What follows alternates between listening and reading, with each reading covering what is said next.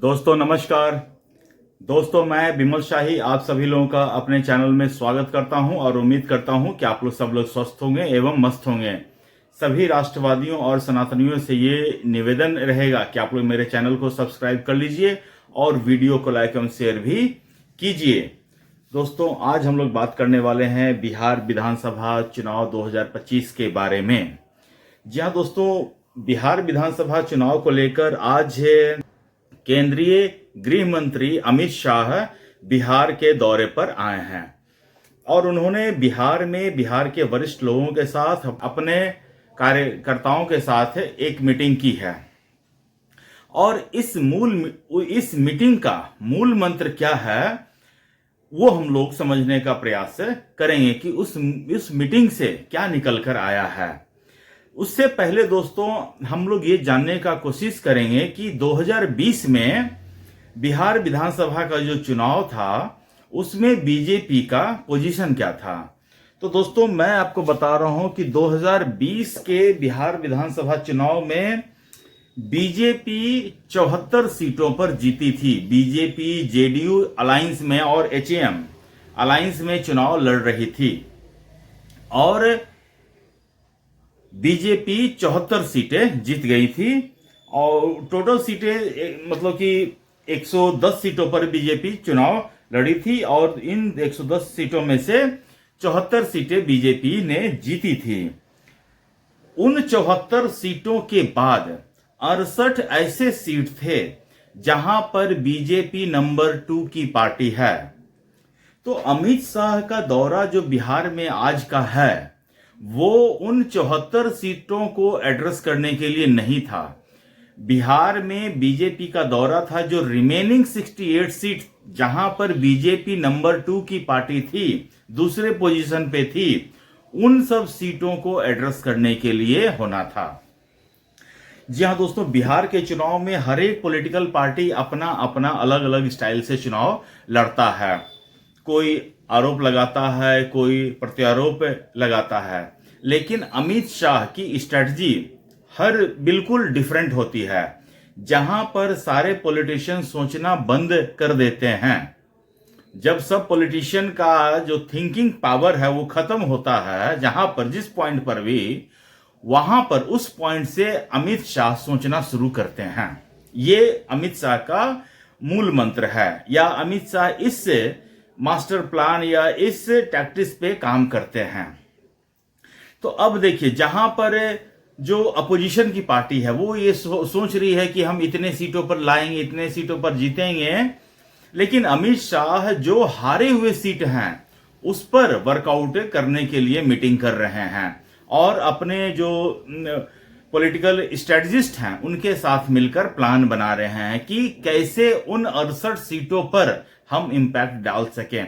अगर उसमें से उन 68 सीटों में से अगर आधे भी जीत जाते हैं तो बिहार मतलब कि बीजेपी के लिए बहुत बड़ा प्लस पॉइंट होगा।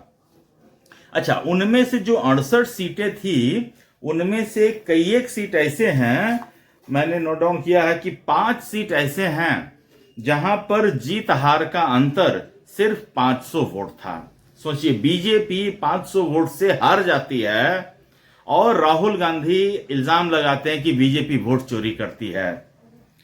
करीब 11 सीट ऐसे हैं, 11 विधानसभा सीटें ऐसी थी जहां पर बीजेपी 1000 से कम वोटों से मतलब कि हारी थी।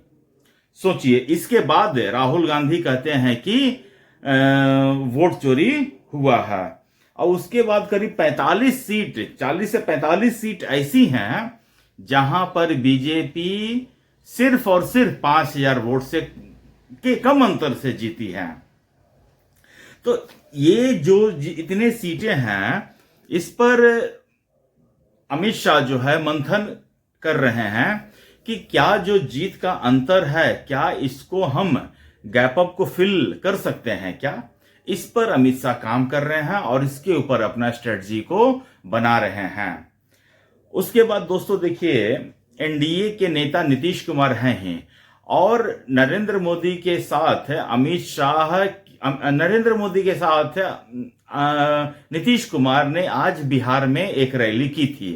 उसमें बिहार में जितनी भी महिलाएं हैं, जितनी नहीं करीब 75 लाख महिलाओं को रोजगार करने के लिए 10,000 रुपए की राशि की जो पहली किस्त है वो जारी की गई है। इससे जो है मुझे लगता है, हालांकि मैं आपको एक बात बता देता हूं कि किसी को भी इस तरह पैसा ट्रांसफर करने की पॉलिसी का मैं विरोधी हूं। मुझे इस तरह का पॉलिसी बिल्कुल पसंद नहीं आता है कि आप किसी को पैसा ट्रांसफर कर दें और बाकी के जो विकास कार्य हैं उसमें आप बाधा पहुंचा दें।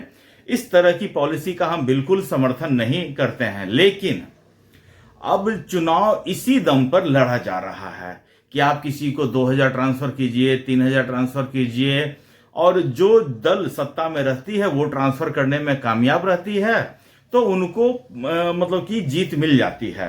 ऐसा हमने देखा है पिछले बार महाराष्ट्र के चुनाव में, ऐसा हमने देखा है पिछले बार झारखंड के चुनाव में, जहां पर दोनों दल, एक में बीजेपी की सरकार थी और एक में कांग्रेस की, जेएमएम की सरकार थी, कांग्रेस की साथ की है। तो इन दोनों ने अपने अपने स्टेट में महिलाओं को पैसा ट्रांसफर करने की स्कीम चुनाव आने से पहले, चुनाव मतलब घोषणा होने से पहले स्कीम स्टार्ट कर दी थी। तो चुनाव में इन दोनों दलों को बहुत फायदा पहुंचा।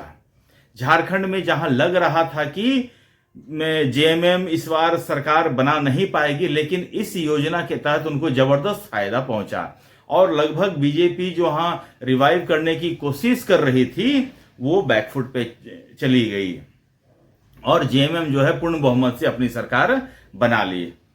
तो यही कुछ स्ट्रेटजी इस बार नीतीश कुमार चलते हुए दिख रहे हैं। उन्होंने बहुत सारी योजनाएं जो है धरातल पर उतार रहे हैं और उससे लगता है कि उनको ज्यादा वोट मिलेगा। तो ठीक है, तो जो जिनको जो लगता है सही वो करेंगे।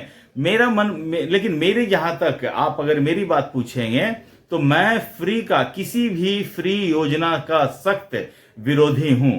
मैं तो वो आदमी हूं कि जब नरेंद्र मोदी ने कहा था कि जो लोग सब्सिडी छोड़ना चाहते हैं, जो सक्षम लोग हैं, अगर वो सब्सिडी छोड़ना चाहते हैं तो छोड़ दें, और मैं 2014 से सब्सिडी छोड़ रखा है। तो इस तरह की फ्री वाली चीजों में, सब्सिडी वाली चीजों में मेरा मतलब कि उतना ज्यादा इंटरेस्ट नहीं होता और मैं इस किसी भी तरह का अगर ऐसी कोई योजना सरकार लाती है तो मैं उसका विरोध करता हूं। तो बिहार के इस योजना पर भी हम विरोध कर रहे हैं।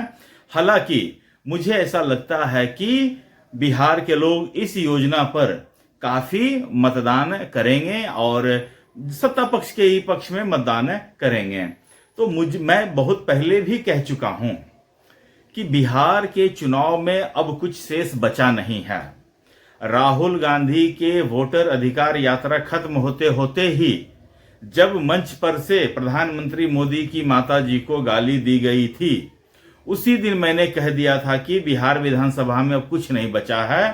कांग्रेस हो, आरजेडी हो, प्रशांत किशोर हो, सब अपना टाइम वेस्ट कर रहे हैं।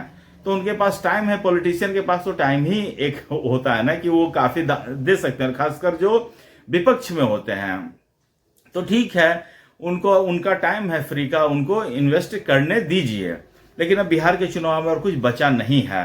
तो दोस्तों, मुझे आज के लिए इतना ही अपडेट देना था। आप लोग अपना ख्याल रखिए, स्वस्थ रहिए, मस्त रहिए। तब तक के लिए नमस्कार, बाय।